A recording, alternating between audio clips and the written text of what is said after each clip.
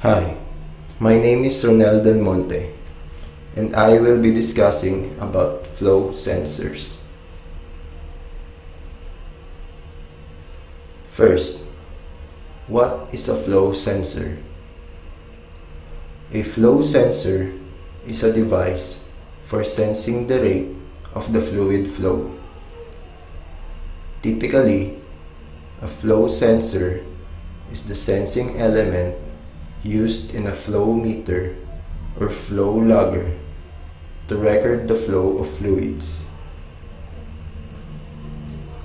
Here are some images of flow sensors and flow meters. The right picture depicts the flow sensors, while the left one depicts the flow meters.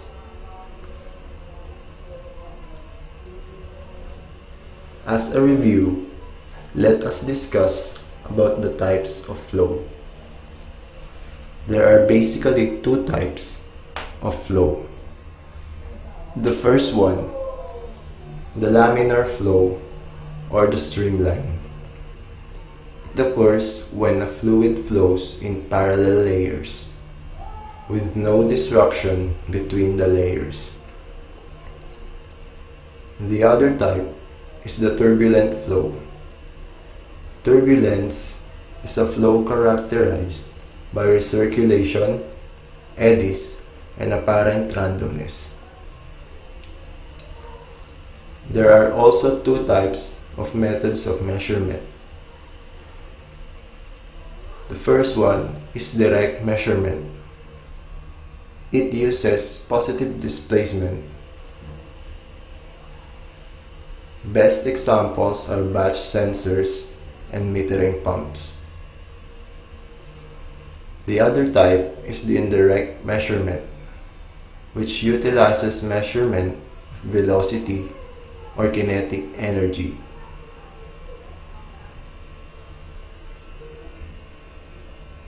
Types of flow sensors. There are three main types of flow sensors, namely mass flow sensor, volume flow sensor, and velocity sensor. Under the mass flow sensor are thermal mass flow rate meter and Coriolis force flow meter. Under the volume flow sensor, we have rotameter or float and batch sensor or oval gear flow meter. And under the velocity sensor, we have turbine flow meter or paddle wheel sensor, vortex shedding flow meter, ultrasonic flow meter or Doppler, transit time flow meter, and flow sensors with obstruction devices. Let us discuss the mass flow sensors. First type is the thermal mass flow rate sensor. Thermal mass flow rate sensors utilize heat transfer principles to determine the flow velocity of a fluid. As fluid passes across the sensor, heat is carried from the sensor to the medium. This is shown in the figure. This relationship is dependent upon the flow rate. As flow increases, so does the amount of heat that is transferred. By knowing the temperature of the medium, the flow rate can be determined from the amount of voltage compensation needed to maintain a constant temperature differential. Next one, the Coriolis force flow meter. Coriolis mass flow meters measure the force resulting from the acceleration caused by mass moving toward or away from a center of rotation.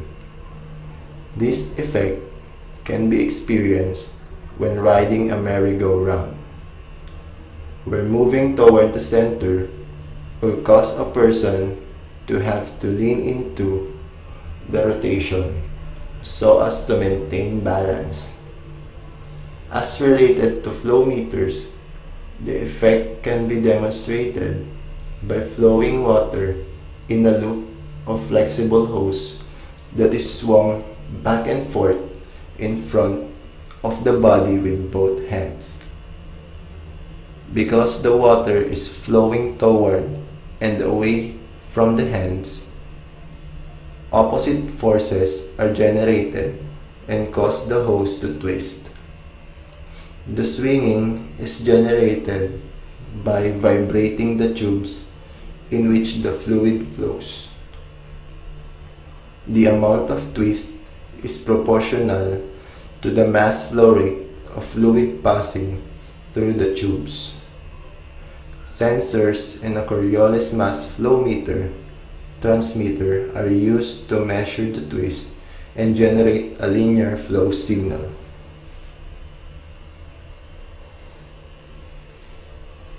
The next type are the volume flow sensors. The first one is the rotameter, or simply float. Rotameters are the most widely used type of variable area flow meter. In these devices, the falling and rising action of a float in a tapered tube provides a measure of flow rate.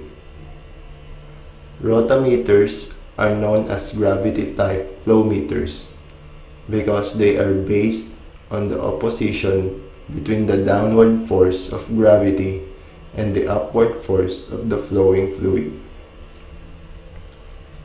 When the flow is constant, the float stays in one position that can be related to the volumetric flow rate.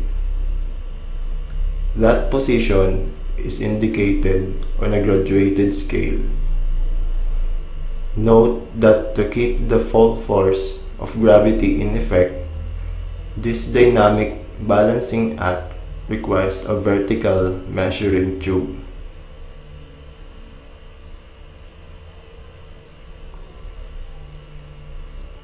The next one is the batch sensor, or oval gear flow meter. The oval gear flow meter is a kind of positive displacement flow meter. As the fluid being measured passes through the meter, it rotates two oval gears in measuring cavity to displace a precise volume of fluid. A sensor detects the gear rotation to determine the displaced volume and flow rate. The meter design minimizes the slippage between the gears and the measuring cavity wall.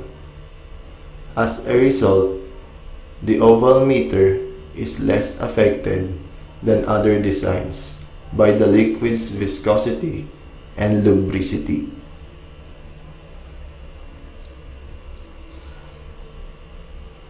The last type of sensors are the velocity sensors. The first one is the turbine flow meter, or paddle wheel sensor. This type of flow meter uses the Pelton wheel principle to measure the flow of water and water-based low viscosity liquids that are optically transparent. Liquid passes through a nozzle at the inlet of the flow body and is directed onto a flat blade Pelton turbine.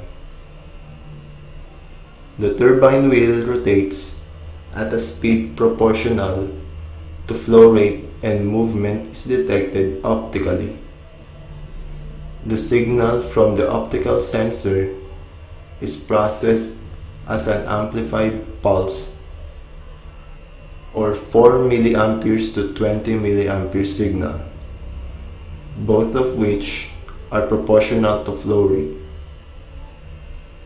Inlet flow is redirected via a nozzle. Therefore, no inlet or outlet straight piping is required and allows the unit to be mounted in any orientation, with the axle remaining in the horizontal plane. Vortex shedding flow meter. When a fluid stream encounters a rock or another obstruction, it separates, moves around the object, and flows downstream. At the point of contact, eddy currents or vortex swirls are formed alternately on either side of the object. This creates a local increase in pressure and a local decrease in velocity on one side of the obstruction. Meanwhile, it creates a local decrease in pressure and a local increase in velocity on the other side of the object. After shedding a swirl from one side, the process is reversed and a vortex or a swirl is shed from the other side. The frequency of this alternating shedding process is proportional to the velocity of the flowing stream as it passes the point of contact.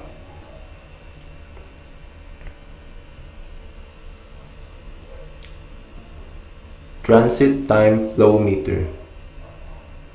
These are also called marking flow meters. They are correlation-based velocity measurement. There are four main types, namely the conductive or injection of electrolyte to liquid, the optical or injection of coloring agent, thermal, and ionization or admixture of radioisotope. The sensor measures the time interval of the marked transit between 2 points in direction of liquid flow.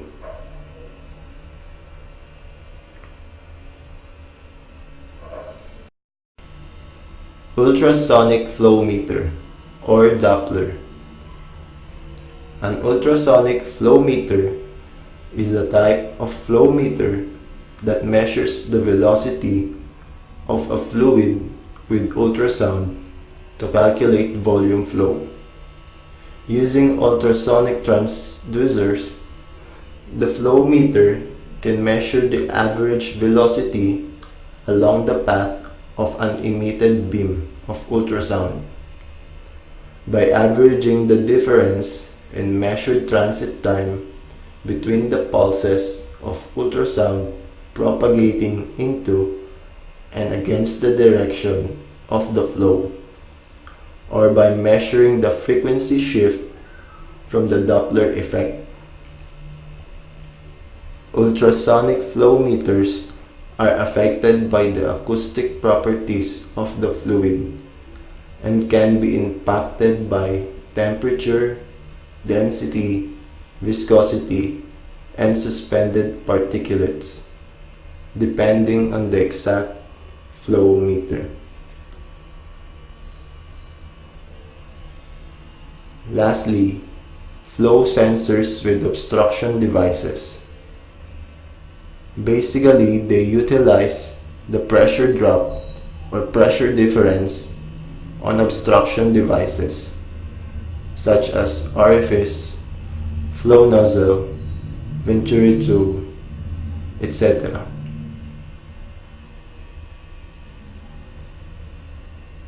That is all for my report. Thank you for listening.